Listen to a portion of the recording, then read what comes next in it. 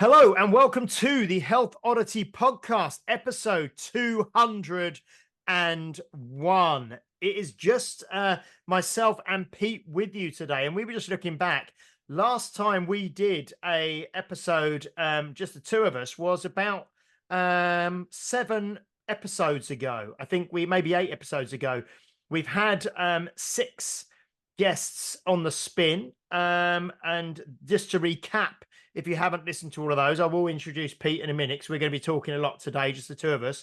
But the last 6 episodes, we've had Dan John, obviously, on for episode 200, Alison Young on for episode 199, Mark Rifkind on for episode 198, Alex Nicole Bennett in at 196, in at 197.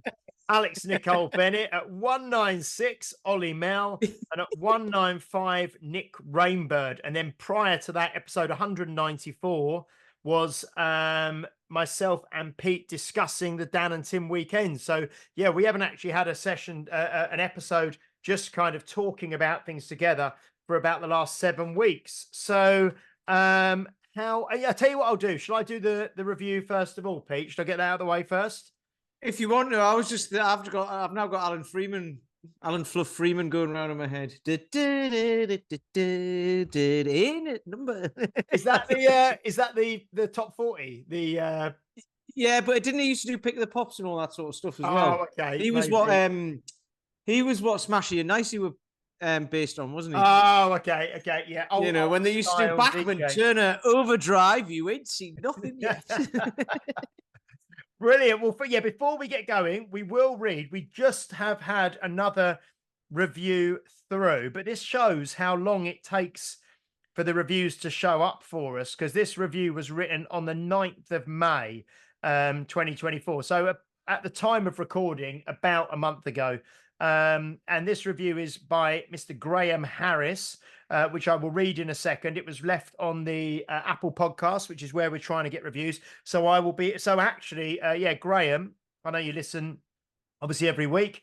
If you can message me your, t-shirt or hoodie and size and color, I will get that sent off to you as soon as you get back to me, and also your postal address as well, so I know where to ship it to. We'll get that done. But this is a really great review from Graham Harris. So I think this was written regarding episode 192, which that was the Belfast debrief episode we said, didn't we, Pete? Yep. That's what we said, yep. So episode 192, long time FOTS laugh, which I believe means long time friend of the show. This episode's timing was absolutely spot on for me. I've just made some big changes in my life, and the ability to focus on one thing and not get distracted is a new skill that I'm learning to get to grips with.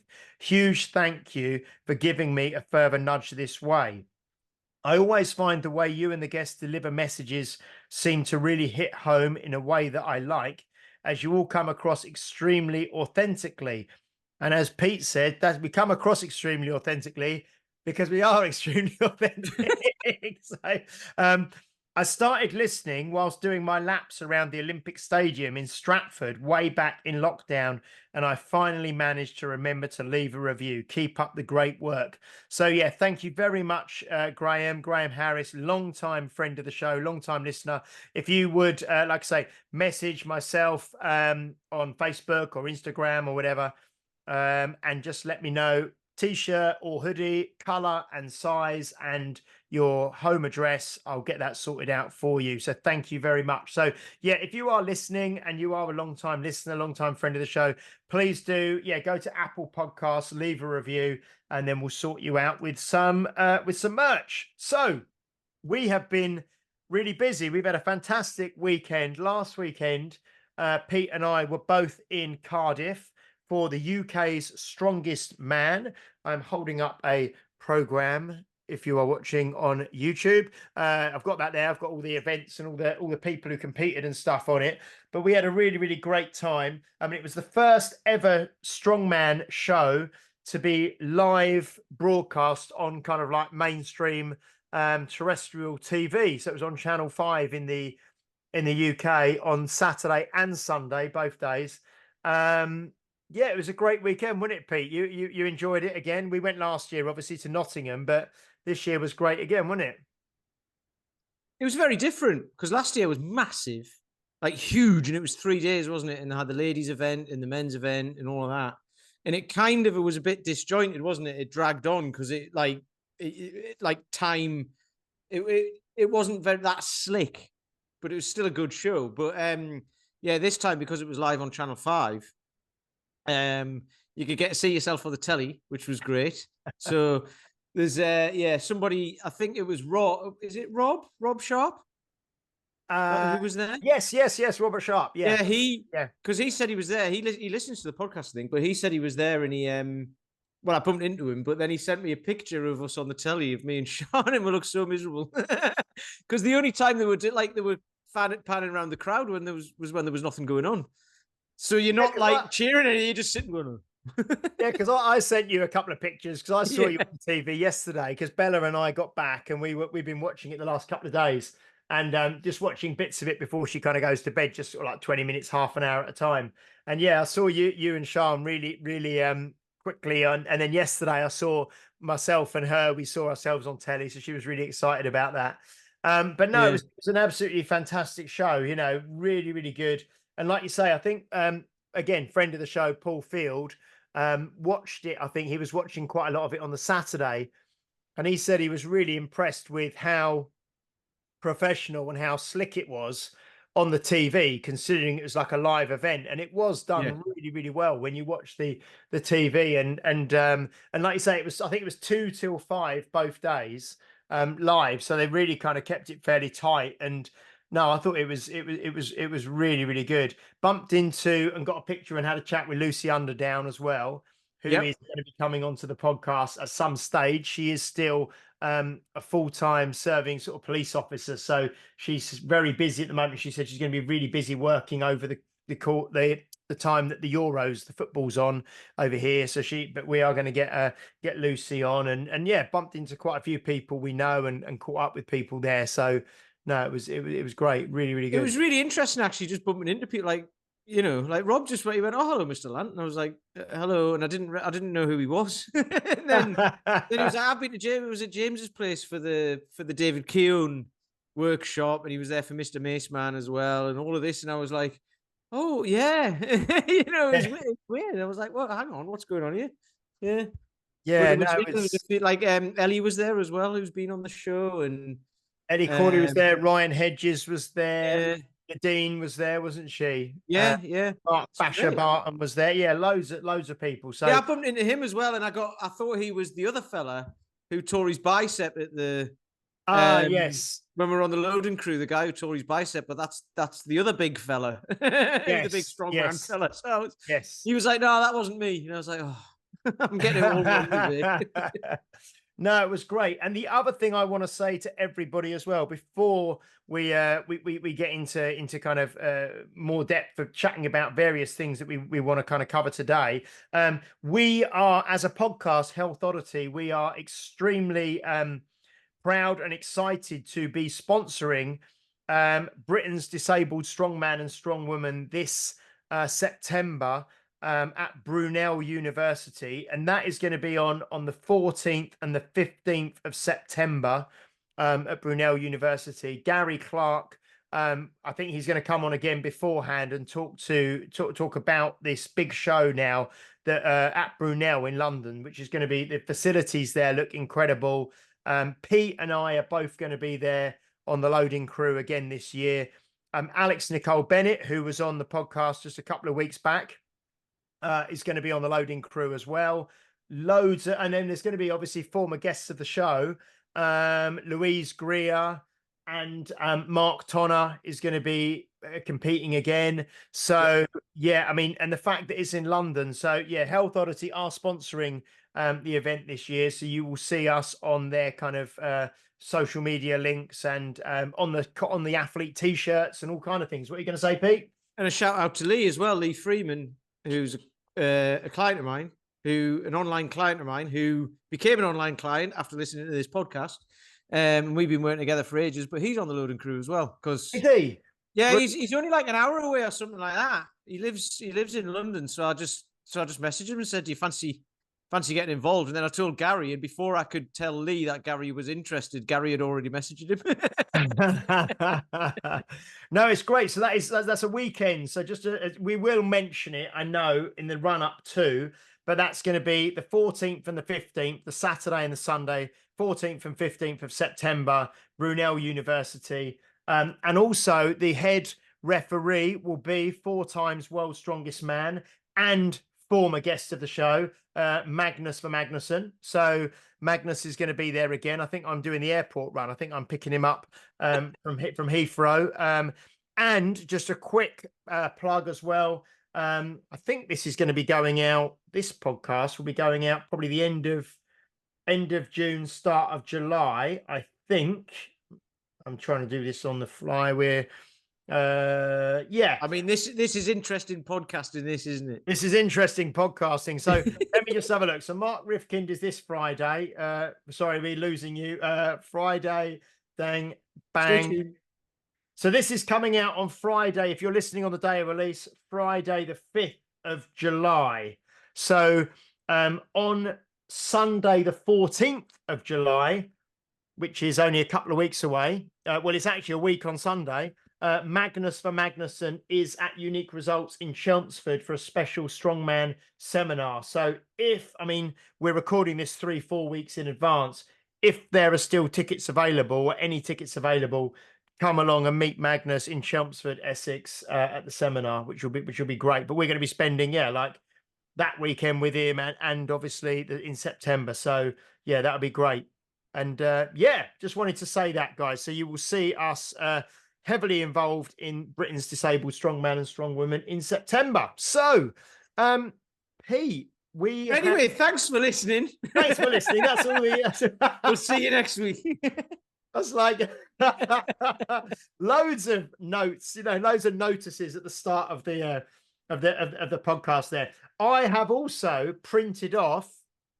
I'm holding up a copy of Dan John's armor building formula. We obviously had Dan on last weekend, so last Friday, sorry. So I printed off a copy and I'm reading that now myself. And we wanted to have a bit of a, there's obviously lots we can talk about regarding the strongman and things, but I think to make it as relatable as possible to as many of you as possible today, I mentioned to Pete that I did a video for my members from the ice tub yesterday, and it was kind of a reflections post, really, based upon the fact that this year is 17 years since I've been running Unique Results. So this year is going to be 4 years of Health Oddity podcast in August, I think, or September, around that time. Summer anyway, isn't it? It's 4 years of the Health Oddity podcast. On the 1st of August, it's 17 years that I've been running Unique Results, but it's also 25 years. So it's a quarter century since I've been involved in the fitness industry and coaching and that sort of thing. And I kind of did a bit of a post where I kind of tried to reflect back. I've had a few cheeky comments actually at the gym today. I'll tell you about in a minute. But I was thinking back to 25 years ago when I first started in the industry, how different life was and just lots of stuff that we have nowadays in our lives and how society is and how much things have changed in the last 25 years. And there is a reason behind me saying that. It's not just being nostalgic and looking back 25 years. But I invited the members. I said, what was life like 25 years ago? Am I over kind of it's not a word, nostalgizing or whatever word, but am I kind of looking back with kind of rose tinted glasses, or am I getting things wrong? And I mentioned that 25 years ago, I thought that the shops used to be shut on Sundays 25 years ago. And a lady, Celine, who does listen to the podcast, said to me today, well, 25 years ago, shops were open on a Sunday, because she's French and she moved over from France. And she said, I've been in the country 22 years and shops have always been open on a Sunday. But then Edith, long-term friend of the show, cheeky Edith, said to me, because I said, what else has changed in the last 25 years? And she said, well, your hairline has certainly changed in the last 25 years. So I said, Right, that's enough. That's a bit cheeky. But yes, my hairline has changed in the last 25 years. But the reason being, we mentioned on the podcast with Dan last week, and there is a point to all this. Well, Pete, you mentioned what did you mentioned about the rates of overweight and obesity in certainly in the UK Yep. have almost doubled in the last kind of 20, 25 years. What was the numbers you said to me earlier? In that time, in the time you're talking about, yeah, it's gone from 14% up to like 28, 29%. Yeah, So so it's doubled, more than doubled.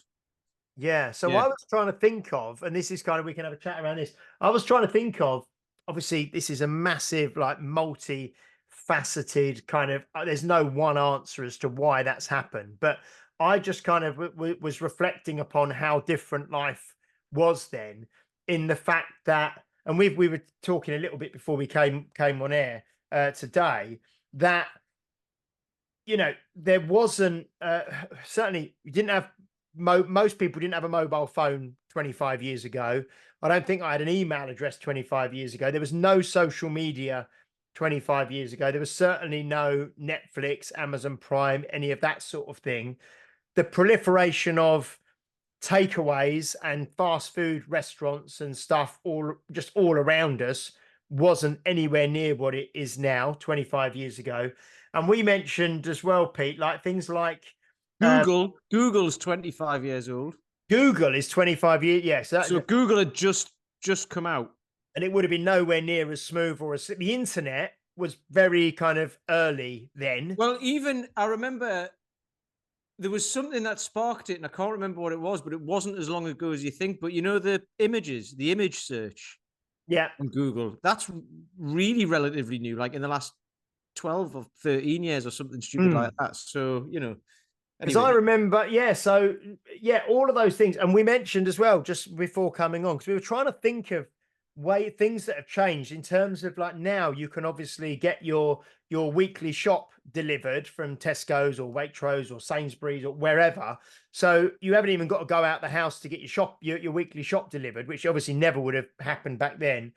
Um, Pete mentioned things like, this Deliveroo and Just Eat and, these kind of delivery of just anything you want on can be at your door in 30 minutes or less probably. um you know Amazon as well. You don't need to go shopping. Amazon's like yeah, you want something and you get it tomorrow at your yeah, door. yeah. Yeah.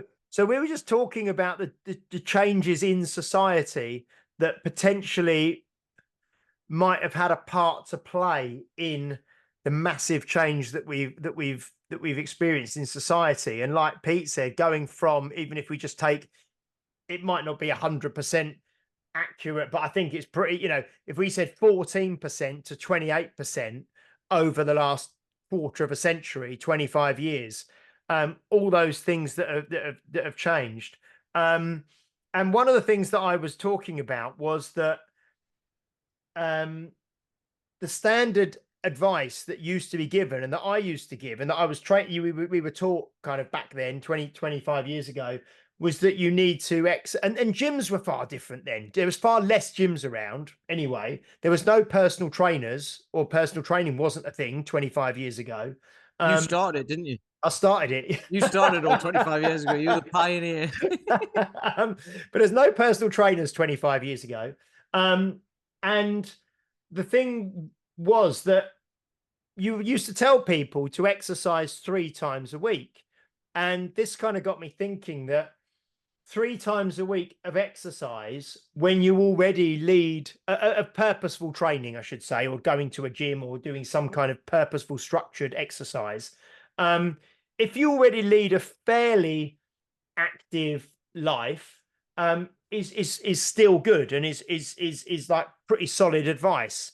But especially in the last 3, 4 years, 2, 3, 4 years since like lockdown and stuff, when more and more people, I certainly know more of our members at Unique Results, are maybe only going to work 1 or 2 or 3 days a week at the most. So they're having, 2, 3 or 4 days a week, maybe working from home. And on those days, people can be really sedentary, where they're maybe only getting, 1, 2, 3,000 steps in a day if they're barely leaving the house. Actually, exercising 3 times a week is probably not enough to counteract. And there is, we've talked about this before as well, like even 1 hour a day of purposeful exercise, if you're doing absolutely nothing the other 23 hours, the 1 hour is not enough to counteract the 23 where you're doing nothing. So it was just interesting. So I thought we could maybe talk around this. And just quickly before I know I'm talking a lot, in the post I said about training more, try and make 1 hour every day, even if it's going out for a walk or something. And I was reading Dan's new book, The Armor Building Formula, last night. So this was after I did the video, and I read on there, he says, for most of us, the most efficient path to life successes is exercising up to an hour a day, every day. And hopefully we will do this for the rest of our lives.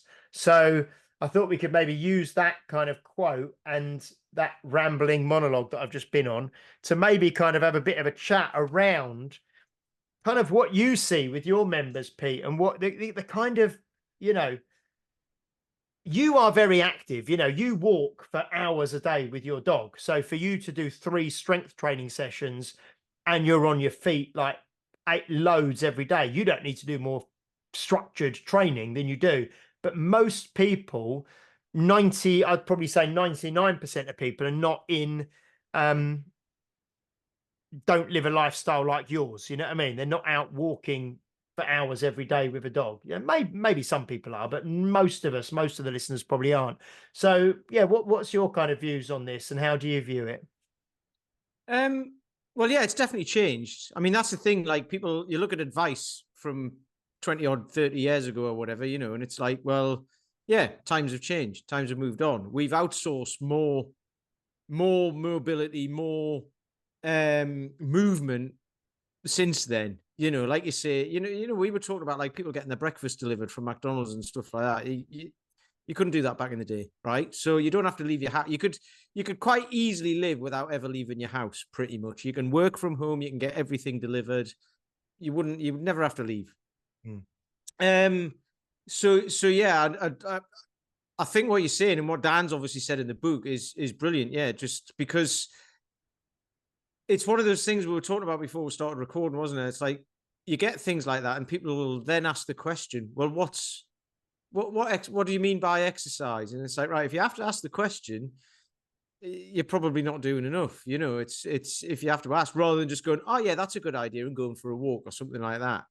But when you said like in terms of like my guys, the guys who come on the walking group stuff are great because they come for the walk, so that's fantastic. There was actually a lady last night. We did a walk yesterday evening, and it was a walk that she'd done a few months ago, and she got tired on the walk, and she was like the last person. It took an extra half an hour for her, so I had to hang around at the back with her while everyone went ahead and all that, and she felt really bad about that. And I don't know whether she was just having a bad day or not, but we did the walk last night and she was fine.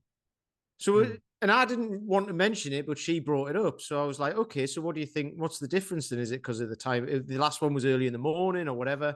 She said, no, I just think I'm fitter because she's been getting out more, right? So there's that. But then a couple of my guys would do like the structured strength work, which is great. And I was speaking to one of them who's in the mindset group that I do actually as well. And I was speaking to him in that, and he said, because I've been doing some snatches, right? Oh, I saw that you've been doing like snatches on the minute for like half an Yeah. hour. Did you do the other day or 20 minutes or something? Or... Yeah, exactly. But nothing for me, it's dead easy. Yeah. Right. And I'm not saying it's not easy for anyone, but I've been using a weight that's very manageable. And I did 25 minutes, 250 of them, breathing through my nose. I wasn't tired at the end, and that was the goal, to just do something. And now, because I wanted to bring my resting heart rate down a bit, right? So one of the guys has seen that, and he was like, "Do you know how I train with you 3 days a week doing strength weight?" He goes, "I feel much better on those days than I do on the days that I don't train." And I was like, "Okay." And it's not up to me to tell anyone what to do. And he goes, so I could do something like that. He goes, I've got a 20-kilo bell at home. I could do some snatches like you've been doing, couldn't I, for like 10 minutes? And I'm like, yep.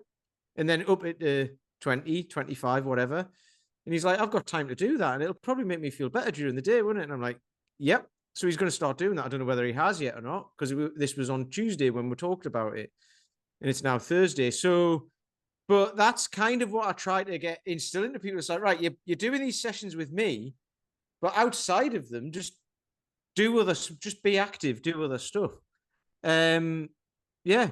So as I was long as going to people, ask, do any of your guys who do the kettlebell training, the structured strength training with you, they do your groups? Do any of them join in with walk bath and stuff like that, or is it kind of does it tend no, to be a totally separate thing? they don't. I keep telling them, but one of them's been along once. In Hmm. fact, no, that's not true. One guy's been along once, who's the same guy I'm talking about, and then another guy's come along a few times. But I keep talking about it, and they're like, "Oh, that looks great." Oh no, and another guy and his wife came along, but they kind of tailed off.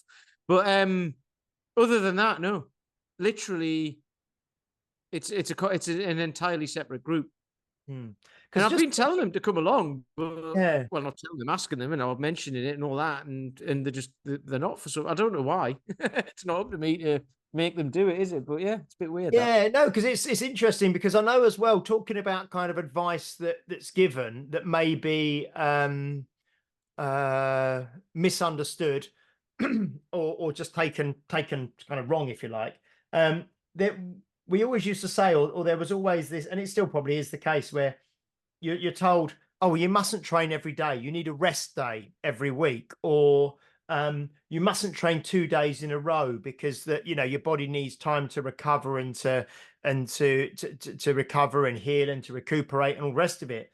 And I think people kind of take that advice, well, it's about a bit too literally, and also then they're kind of taken out of context because a lot of that advice is given regarding people doing very strenuous, serious kind of strength training or bodybuilding training or high intensity training. And what I am advocating, and I think probably what Pete's advocating, and what we are advocating as a podcast, is not that you kind of smash yourself to bits 7 days a week and that your high intensity training or your strength training but that you are active 7 days a week, which is different, so it's not, if you're going out for a nice walk for an hour, you don't need a day off after that to recover. Or if you're doing like, and it's the kind, again, it's the kind of the standard sort of Dan John advice, the consistency beats intensity, the little and often over the long haul, like Pete just mentioned, doing snatches for 15 or 20 minutes with a weight that you can very comfortably do and that you can maintain really impeccable technique with. You don't need a day off after doing that. It's kind of just trying to put these things together where we're actually, I'd rather turn down the intensity a bit, but just focus on form, technique, and look for ways to be more active. So it doesn't necessarily have to be hardcore strength training, powerlifting, bodybuilding, high intensity interval training, whatever. It's actually being active for an hour every day of the week, 7 days a week for the rest of your life. So I often get that not pushback, but if you try and suggest to people to train more regularly, then you often get people say to you, oh, well, isn't rest just as important though? But the intensity that the people might be exercising with is so low that you know, they're not really stressing the body too much anyway. And you can do different things on different days. So you're not obviously accumulating fatigue. And if you are seriously training for physical adaptation in terms of strength or muscle building hypertrophy, then yes, that's different. But I think the majority of people in society are not probably training that hard anyway, even when they are training. And it's probably something they can do 7 days a week. I mean, what's your thoughts around that, Pete? Well, you've got to put it in perspective, right? So a lot of people are stressed Mm, beyond belief. I used to be. So when you're training, you're battling against that as well. So saying mm, like you got to, that's when people say like, you can say right, you need some rest, but you can have there's such a thing as active rest. mm. So for me, that snatch session is training, and it's definitely not rest. But it's not so challenging that I can't go for it. So not yesterday. Today I did it, and yesterday I did a 15-mile walk with a dog. And then, and that was after strength training yesterday morning as well, but that was doing a recce for the walk and then the walk. Mm. And then this morning I did the snatch session, and then so I did 32,000 steps yesterday, right? I've done 11,000 today, taking them out for about an hour and a half. And that's all I'm doing today. I'm not doing any more walking. Tomorrow we'll probably do something similar. Then Saturday is the walk and Sunday is a bigger walk. Mm. So I wave it through the week as well, right? But years ago, if I did a 15-mile walk, I wouldn't do anything for a few days after. I'd probably take sandwiches with us and all that, and I wouldn't do anything for a couple of days afterwards. But I've built up to that. Mm. So that is kind of, it's not rest, but it doesn't tax me too much at all. But that's because I manage that. I've just done a video on this today, actually, because the energy I get from going for a walk, being out in nature, watching the dogs sniffing and all that sort of stuff gives me energy back, right? So I can use that energy to keep going. And someone asked me the other week about, how is this going to burn you out though, the whole thing you're doing for walk bath and everything? I was like, well, no, because it feeds me energy, and I spend time with you guys, you people, when I'm out walking. I get feedback, instant feedback from you guys as well. You tell me how great it is, or you tell me like we need different walks and all that. And I'm like, right, I'll go and sort that out. And it gives me energy to do that, because then they get that back, right? But for someone who's busy at work all day, busy with the kids at home after that, not sleeping very well, not drinking enough water, not eating very well, then training day after day after day, adding that on top is just going to add to the stress.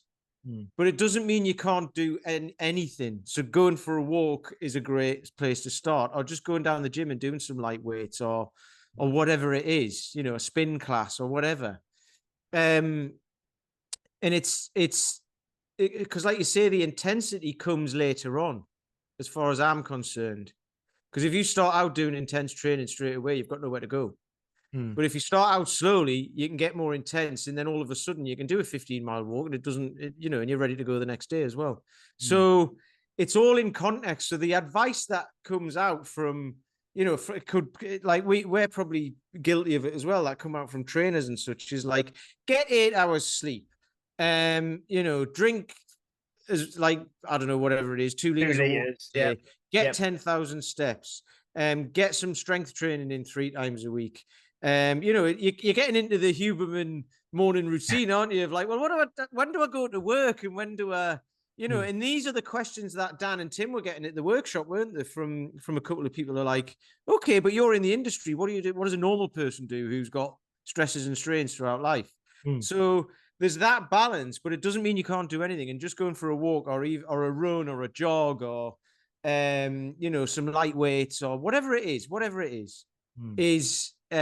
is the place to start.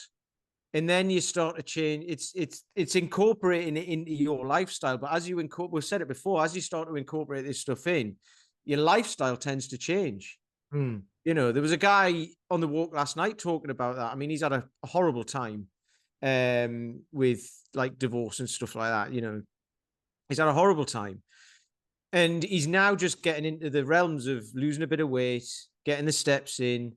So he's back on a kettlebell swing program that I sent him, and stuff like that. And it's like just simple stuff, Mm. And we were talking about it last night, and it was like he tried all this a few years ago, but he was so stressed that it didn't hit right, because his body wasn't ready, because Mm. his brain wasn't ready, and his central nervous system wasn't ready, whereas now he is. Mm. So it's a hard thing to get in a 5-minute rant on a podcast. Mm. All of that, but Yeah, it's not. But I think know, one thing that you said, which is might be useful for people as well, and interesting, that you kind of said it, and you kind of glossed over it because it was just part of something you said. But for people who I quite quickly did the maths while you were talking. We talk about like numbers of steps per day, and when we say, I mentioned earlier, if people are working from home, they might only get 2,000 or 3,000 steps in a day. And you mentioned sort of 32,000 steps, and you mentioned 11,000 steps. And you said, and really, if people don't track, I don't track my phone, if it's in my pocket, will track my steps. But roughly speaking, whenever I've have looked at my steps, and the numbers that you just put out there as well, I think kind of correlate. If you're out walking, if you go for a walk, roughly you cover 1,000 steps in 10 minutes. Is that kind of Yeah. fair to say? Because I think you said you did about an hour and a half, and it was 10,000 steps. So approximately per 10 minutes walking is 1,000 steps. Yeah. So so really 10, if we look at, I mean, James Brees I caught up with obviously over the weekend in Cardiff as well. He's got his 777, which was trumped by Dan's 888, but it's kind of Is that in the book? no, he didn't really. But he said, I've got a better program, didn't he? He goes, 888. It's one better. One better. Yeah. Yeah. It's like the spinal tap in it, one louder.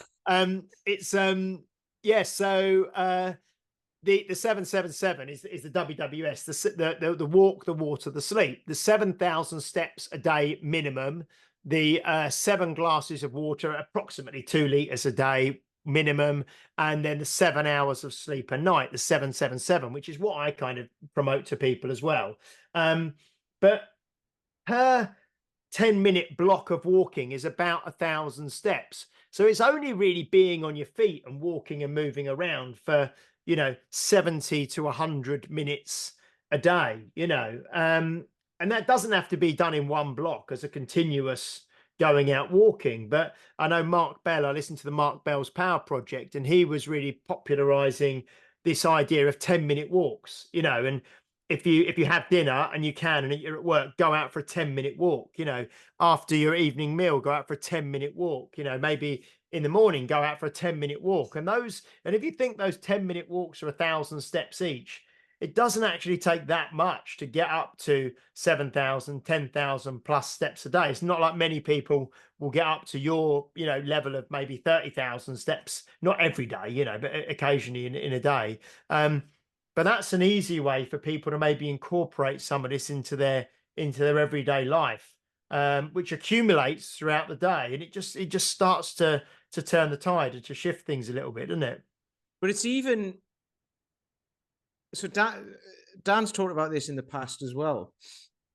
But it's even to things like you can start out with that sort of stuff, but then you can get in sneaky ways as well, right? So when I did the snatches this morning, sorry, I did it just before a session with the guys. So I woke up to the park carrying the bell, right?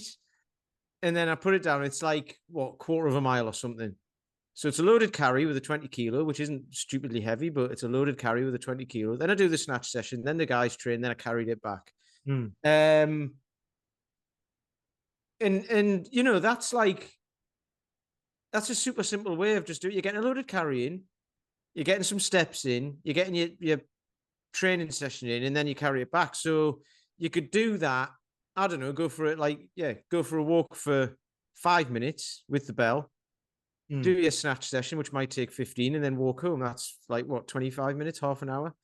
And the idea is you won't need to stop the session and get your breath back and all that. You just go straight back home. So silly little things like that. And it gets you out and about, gets you out down like a local park or something like that. You might bump into people and say hello and what have you. So, and it's that thing of people might say, well, I haven't got the time to do that. And it's like, well, there's not a lot we can do about that. You have to find it. You have to make it. You have to, carve it out of somewhere. But yeah, all these little ways of doing stuff. But 10-minute, I know I don't really track my steps because I know I do enough walking, but I know my whole surrounding area now. I know how far I can go in how long. So today I did a shorter walk with the boy, and I've got millions of them. So I just went out and did a quick walk with him. Did a little walk of a bigger walk, a little loop of a bigger loop, because I know it, and I went out at roughly 12 o'clock, and I knew I'd be back in time to do this podcast. I know that. Where I was yesterday, there's a huge Wessex Water have got a big old office here, and then there's a school next to it. And there's a footpath which goes in the middle, down between the two where I went, and it goes down to this place, Dundas Aqueduct, which is an amazing place. Very historic and all of that. And it's part of the cool canal, part of the canal, and the old Somerset cool canals there, lots of history and all of that. And it's literally just down the hill from there. So you can imagine, like, say you're working at Wessex Water, sitting behind a desk all day. It's like, I haven't got time to go for a walk. It's like there's literally a footpath Mm, outside your building. mm. You could go out in that. There's a lush field and a great meadow. You could walk around that. You could just sit in it. You can probably see it from your window as well, and you might wonder how to get there. But there's a path. So little, if it's a sunny day, you go and get a coffee, right, from the coffee bar or whatever it is in your building. How long is that going to take? You could go for a walk in that time as well. You know what I mean? So it's like all these little sneaky ways of doing it. It was lovely at the And at the weekend. One thing that I know you did it as well, but I was we had a bit of a nightmare, not a nightmare, but it was difficult to get parked on the Saturday at the Strongman because there was thousands of people there and the parking was a bit limited. So on the Sunday, I was there with Bella, who's 7. She was 8. She turned 8 2 days ago, actually, but she's only a little thing, obviously. Um, and and and and I'd said to her, right, we're gonna, and I was conscious as well that I'd been sat down I'd had a 4.5 hour drive on the Friday, basically sat down for most of the day, obviously on the Saturday at the Strongman, and had the prospect of pretty much sitting down and not doing much all day on the Sunday. So I'd said to her, well, we're going to go and we're going to park at the arena really early, and then we're going to go for like a walk to that Mermaid Quay in Cardiff. So if anyone knows Cardiff, they know kind of where that is. It's a really lovely place, and it was about a half an hour walk from the arena to the Mermaid Quay, it was a wasn't it? lovely walk, wasn't it? Yeah, it was kind of like 20 minutes of the walk was on this bridge, wasn't it? Yeah. Basically just across. So it's just a long straight bridge, and you had cars kind of going fast one side, and then the water the other side. But it was fine. But I'd said to Bella, I said, right, we're gonna go and we're gonna park early, so we don't have a problem parking. We've got no stress about parking, and then we're gonna go for a walk. And then we ended up going to that Techniquest Science Museum thing. Um, and she was like, "Oh, I don't want to walk. I don't want to walk a half hour. I've only got little legs and all this sort of stuff." And I was like, I've "Come only on." got little legs, I to was be like, fair. "Come on, we're gonna walk. We're gonna go for a walk." So we arrived. I think the show didn't start till wasn't going to start till 2, and so we didn't really need to get back there till about 1:30. But I think we parked at like 10 a.m. So we had loads of time, and then we did this walk, to all the way to like Mermaid. It's a half-hour walk there, and then we did some bits and mooched around there for a bit, and then a half-hour walk back, which was good. Which would have been 6,000 steps. A couple of times we I think on the Saturday we left our car at the arena, and then we walked, which was only about a 10-minute walk to the kind of the nearby pub where we had some food. Then we walked back, and then we watched the truck pull in the evening. So all these little opportunities. I was just trying to look for opportunities to actually move my legs and to actually just move about a bit.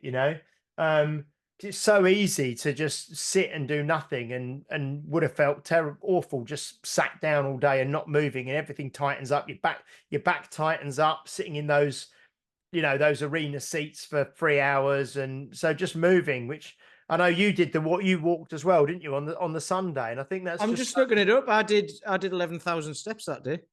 yeah, on the And Sunday. we basically drove over from where we were staying, parked up the same as you, walked down to Mermaid Quay, had some breakfast, wandered around there for a bit, walked back.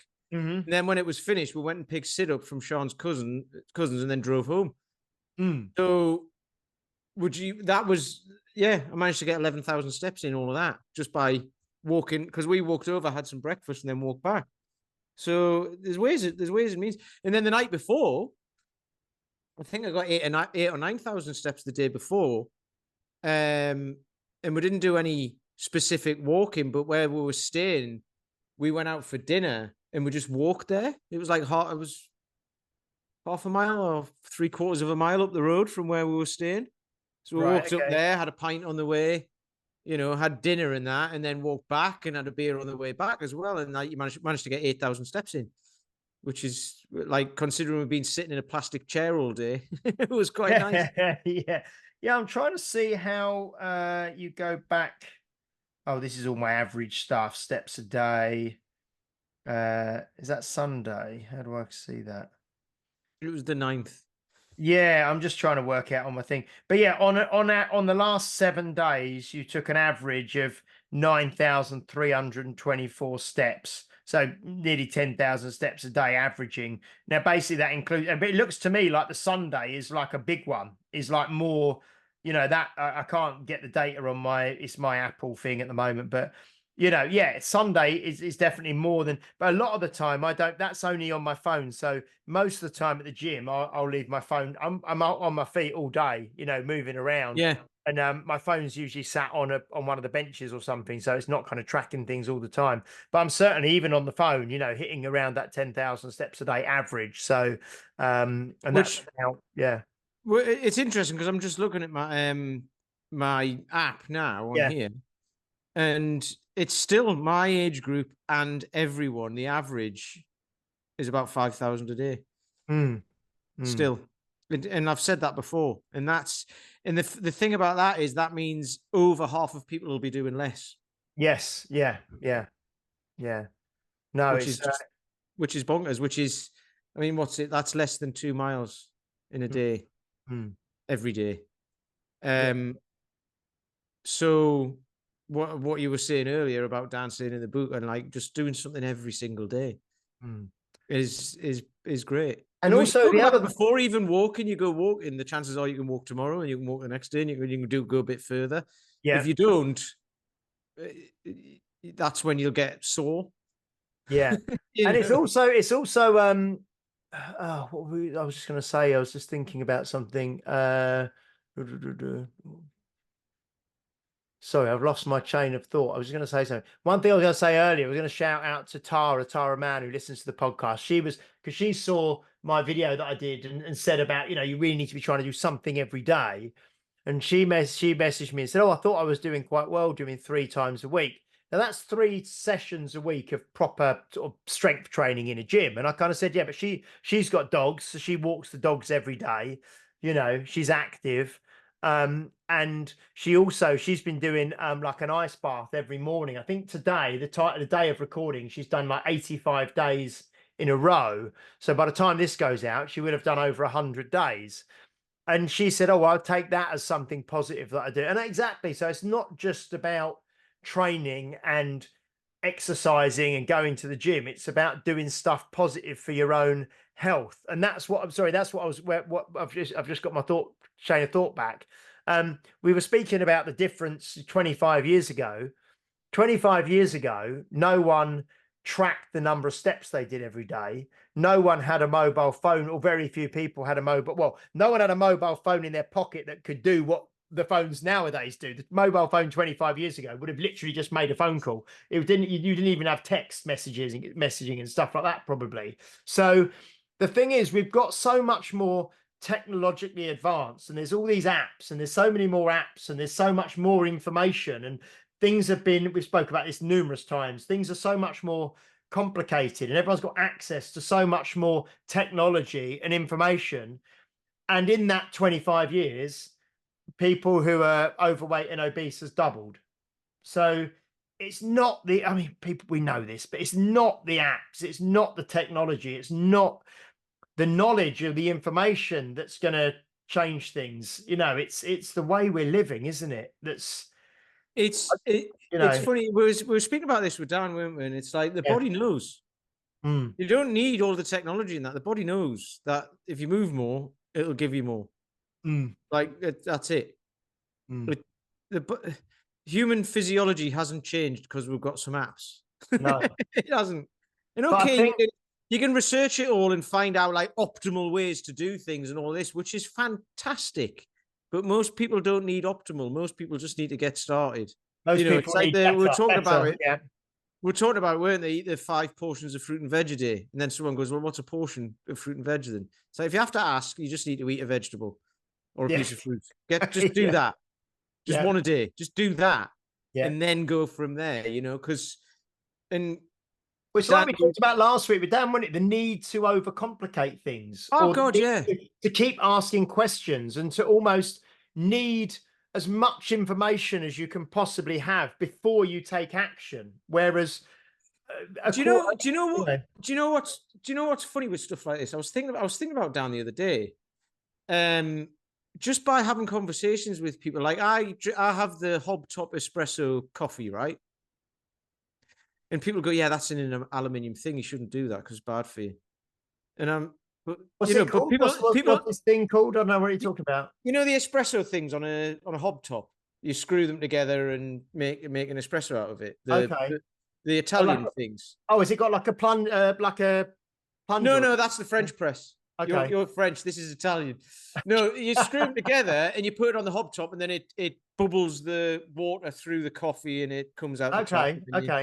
Yeah. right, but someone was like, "They're made out of aluminium. You shouldn't do that. It's bad for your bloodstream and all that. You'll get heavy metal. I don't know, whatever." Right, and I'm like, Who "Okay, said that's who cool." said that? Who said that? Well, Are they a, like a few people have said that to me, right, in the past, and it's yeah, like, yeah, but you drink 10 pints a day, or like, you know what I mean, or you eat McDonald's habitually, or whatever. It's like it's in context, right? yeah. And it's like I've got worse things to worry about than that. I eat more healthily than I ever used to, and all of that sort of stuff. So, and maybe someone will be listening to this in the future, and I'll be dead, and they'll go, "I told you," but I'm willing to take that chance, right?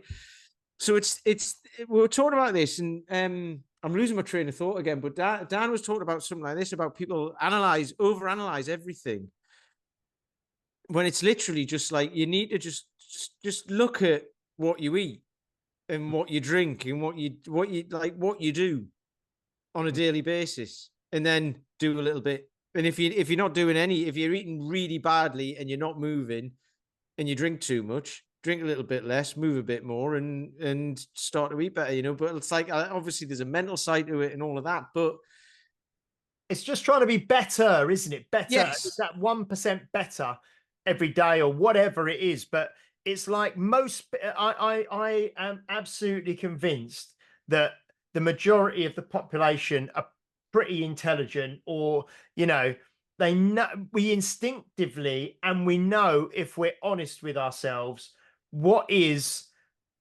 better for us and what is not so good for us.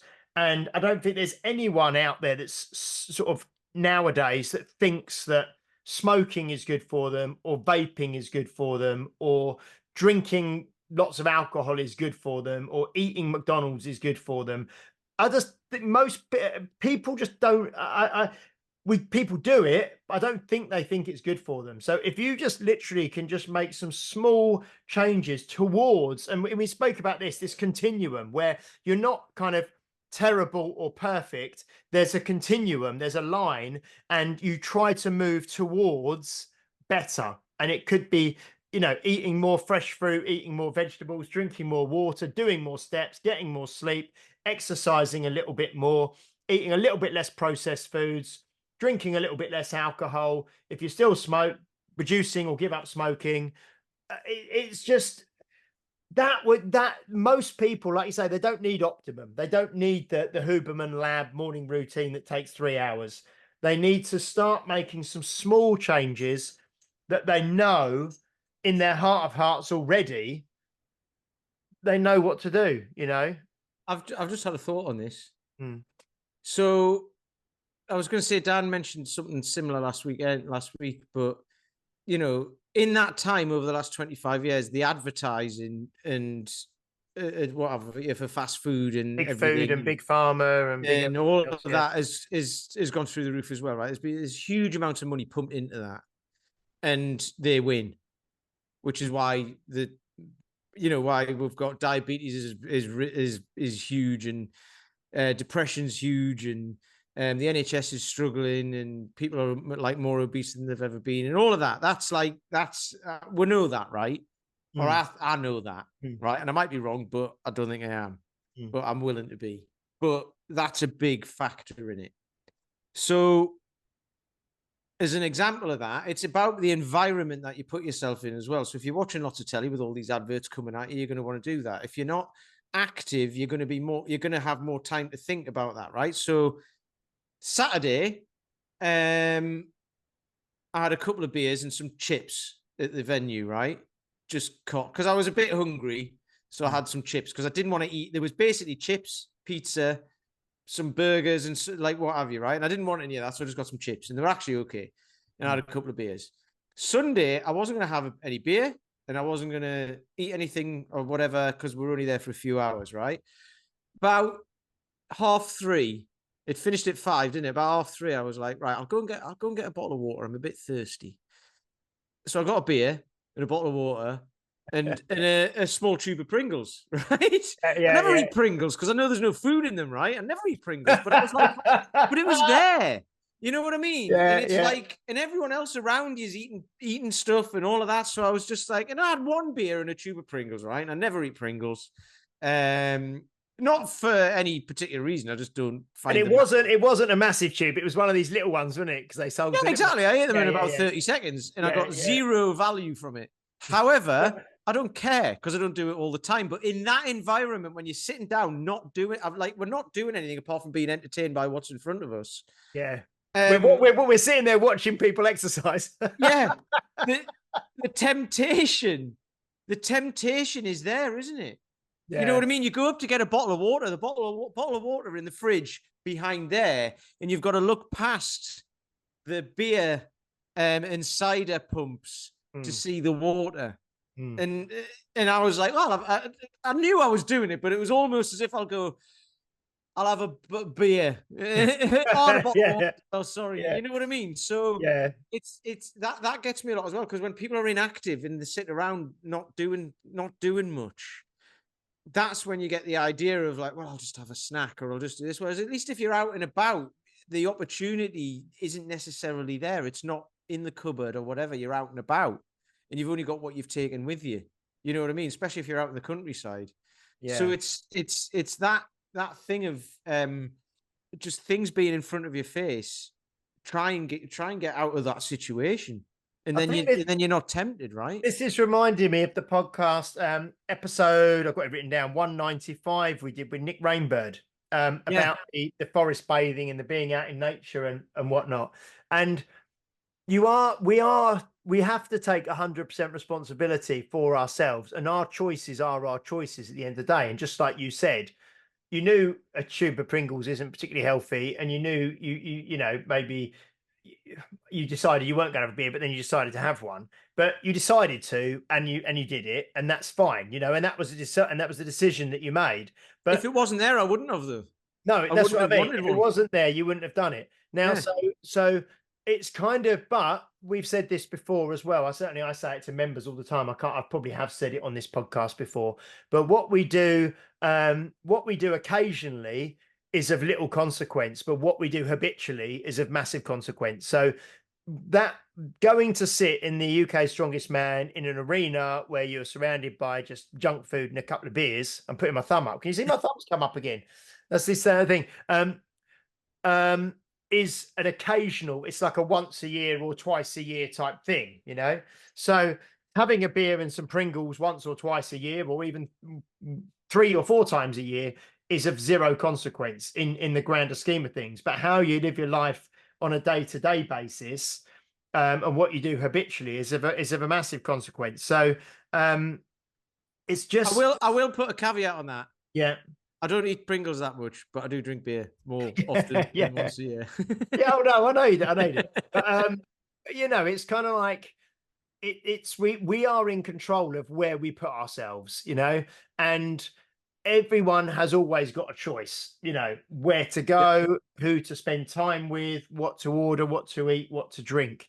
And you know, if you spend it's like everything in it. If you spend your life around people who are drinking to excess all the time, and you're constantly putting yourself in a situation where you're in the pub all the time, it's not probably gonna be very good for you. You know, you have to kind of take that 100% responsibility. But at the same time, as Josh Hillis, former guest of the show, would say, if it matches your values and you make decisions, and oh, I'm at this event and I'm going to have the dessert and I'm going to have a beer and I'm going to enjoy it, and it's what I decide to do and I choose to do it because I'm making that decision consciously and I'm fully aware that it's not great for me, but I'm socializing and it's going to add to my enjoyment of this moment, then make the decision and do it, you know. Yeah. if you're doing that every other day or every weekend, then and you've got, health issues, then you make the decision, you make your bed and you lie in it. You know what I mean? It's It's it's interesting. in it's funny because you said something earlier about people are intelligent and they know what to do. Yeah. And in my view, and I include myself in this, people are intelligent, but the advertisers of the shit that you that they want you to eat and take and all of that are more intelligent because they know consumer psychology and all of that. And people think they're above consumer psychology. But if you're tired and stressed and you're just going through the day like this, that's when those things hit you. They know exactly what to do and Well, exactly how to get you into that to get you into that position where you'll go, yes, I'll have that, thank you very much. well, the thing is, they play on it. They attack you through like emotion and through Yeah. like a deeper level of consciousness. But so But the thing, some people can think they're too intelligent. I know myself, and I don't get affected by that. Everybody does oh, at I some know, point. yeah, 100%, Yeah, 100%. And the thing is that there was I can't remember, it might be Tony Robbins, or I'm sure it's general sort of psychology stuff as well. That and it's sales, certainly sales and marketing. People make decisions based on emotion and then justify the decision based on logic. yeah. So if you buy a new car, for example, if you just wanted a car to get from A to B, you could get a car that was, I don't even know how much a car costs these days, because but say you could buy a car for £10,000. I don't know if you can anymore, but you could buy a car for £10,000 that will get you from A to B. It'll be reliable. It'll do everything you need it to do. But you'll go into the showroom and then you'll get sat down in the chair and they'll show you the top of the range model, which has got the sat nav built in, the heated seats, the heated steering wheel, the more plush interior. You get the feel of sitting in the comfy seats, the better trim. The 6 CD changer in This- the glove box. and then you think, well, okay, well, how much more is this? Oh, well, it's only an extra. It's an extra. You're paying it off over 5 years. It's only an extra £25 a month, which over the course of 5 years adds up to quite a lot more money. But oh, go on then. Oh, you deserve it. You get these messages come through from or emails through from fast food places or from shopping. I buy stuff from Cerberus or Silverback or whatever, and they send you a thing with a discount code on at a certain time of day, at a certain time of the month, and they know when most people's payday is, and when people Yeah. will be thinking, oh, I'll treat myself, and all that. So it's very, very clever, I know, but if like Nick Rainbird was talking about, if we engage less with the TV and we turn off and we engage less with our mobile phones and we engage less with social media, you are actually engaging less in that kind of, psyops, marketing, propaganda, whatever you want to call it, that is wanting you to spend your money and make the decisions that are just going to benefit big corporations and not benefit your health. So, and that has all changed in the last 25 years, which is, I think, what If you were saying. We did not have this. You had TV adverts on possibly ITV and Channel 4. I don't even know if Channel 5 was around 25 years ago. Um, you know, Probably you just had your standard 4 or 5 channels that you used to watch, you yeah, know. but yeah, you'd see an advert on there, and if you wanted the thing, you had to go out and get it. Yeah. Right Couldn't now, you even just go go, online. "Oh, I quite fancy one of those." Click, done. You couldn't even go online and buy it, could you? Yeah, you had to wait. And if the shop was shut, you'd have to wait till, you know, Channel dude. 4, I don't know about anything else, but Channel 4, if you watch Channel 4 online, they tailor the adverts to you. So Oh, you I'm sure see, they all do now, if you probably. watch it Yeah. like on catch up, you see different adverts to what everyone else. Yeah. It's bonkers, man. It's absolutely Yeah. great. I get it. I'm not like all like, oh wow, no, we need to stop all of this and wear tin hats and all that. But it's like you just got to be aware of it because Yeah. people aren't, or they Yeah. are aware of it, but it's sneaky. Yeah. Put it that It way. is. This is. I'll tell you what. We've been going for about an hour, I think. That was really interesting. I It's found no, it this really is interesting. one Anyway, of I the don't know if things anyone though, else did. because when people talk about health, right, we're the Health Oddity podcast, and this has been an odd one because people talk about health, and it's like that's great, but it's not just about eating and moving. Mm. It's about all of that other, like brain health and everything. It's about all of that stuff, and we are being constantly bombarded.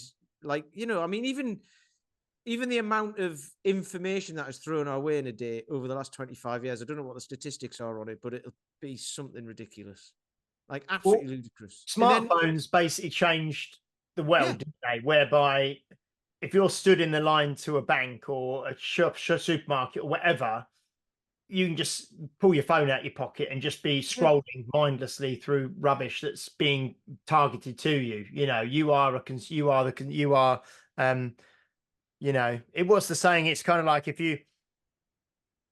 something like if something's for free and you don't know what the product is, you are the product. You are the product being sold. Exactly. But you know what I mean. You are there basically being sold to, and you're the thing that's making the advertisers money because you're just scrolling through your phone and you're being coerced into buying stuff. But Do you want anyway, me to make you feel old? Because go you're on. like same age as me, similar, aren't you? Yeah, yeah, So yeah. it's funny because someone said to me once, if you want kids to think like make kids think you're old, tell them you're older than Facebook or something. And then it's like, yeah, well, I'm older than Google. I'm older than Oh, the internet. I'm up to the yeah, yeah. You know what I mean? It's like going to kids, I'm older than the internet. They'll be like, Jesus Christ, you're 100 years old. How did that happen? Yeah, no, but it was interesting. This whole podcast was spawned, I say, just by the thoughts I was having yesterday and the post I did about that 25 years ago when I started in this industry. What was the world like 25 years ago? And just it's fascinating. And then it just kind of I put the two together, with the changing in statistics and the changing of health and all the rest of it. And no, it's fascinating, but we just have to be aware of things, and we have to take responsibility for ourselves whilst acknowledging that really the world is not set up in a way to promote you to be healthy and strong and resilient and self-sufficient and have your own thoughts and all the rest of it. Now the world is not set up in a way to foster that, so you have to consciously try to curate your experience of life, I suppose, is the best way to put it. But yeah, fascinating. Thank you, Pete. So we're like talking about films, right? Enemy of the State. That popped up somewhere the other day. I Oh, haven't seen that. Denzel Washington. No, it's Enemy of the uh State. Oh no, it's Will Smith. Will Smith. Is so it we'll Will cut Smith? that out. We'll cut that bit No, no, no, don't because no, out. don't because Denzel Washington was I did a post the other day. The reason I did a post the other day about the what was it called? The Edward Woodward, the Equalizer movies. All right, The, yeah. the Equalizer movies. That's why I said Denzel's in my head because No, it was it's Will Smith and Is it Will Smith? It's Will Gene Smith. Hackman, Tom Ah, okay. Sizemore, Yeah. everyone's in it. But it's about him running away from all the technology, isn't it? They're tracking him Hmm, with technology and all that. hmm. And that might even be 25 years old, that film actually. And it's about all of that, Yeah. of like getting away from it all. And now we carry it around in our pocket. Yeah. All of Well, that no, stuff.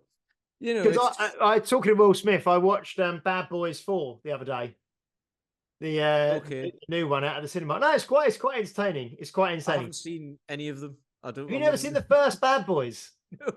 Oh, they're all Bad Boys 1, 2, and 3 are all on Netflix. It was certainly Okay. watched the first one anyway. It's like Yeah. 1990 something. But that was very, very good. But no, yeah, The Equalizer. Actually, quite a lot of people came. You've watched The Equalizer, have you? Not the films, no. I remember No. watching it on telly back in the day with Now you are Edward dating yourself, Edward Woodward. Edward Yeah. Woodward. No, but The Equalizer, I did a post the other day. Is there a better, we're going into films now, sorry, but is there a better kind of guy just trying to live a quiet life, vigilante sort of movie character than Denzel Washington in the Equalizer trilogy? And it's worth watching. There is one. But Poe trying to he just wants to get home to his kid, you know. Put the buddy back in the box, Con Air. Oh. Obviously, he's a con, but he just wants to get home. Yeah, no, the Equalizer is very good. Anyway, guys, thank you so much for listening, for watching. Please do like, share, subscribe. Please give us, I haven't asked for a while, but subscribe on YouTube if you don't subscribe on YouTube. And do give us a review on Apple Podcasts, because we are like I said, I just read Graham Harris's one today. We do see them when they come out, and we will read the reviews out live on the podcast, and then give away some free merch. So Graham, get in touch with us. We will be back next week for episode 202. Not sure of the guest at the time of recording. It'll be a guest, or it'll be me and Pete again. But yeah, hope you have a fantastic week. Try to start thinking about that, the hour of movement per day, the walking, the steps, all that kind of stuff that we spoke about, and try and think about how you might be able to fit that into your life. And we will see you next week for episode 202. Until then, bye bye.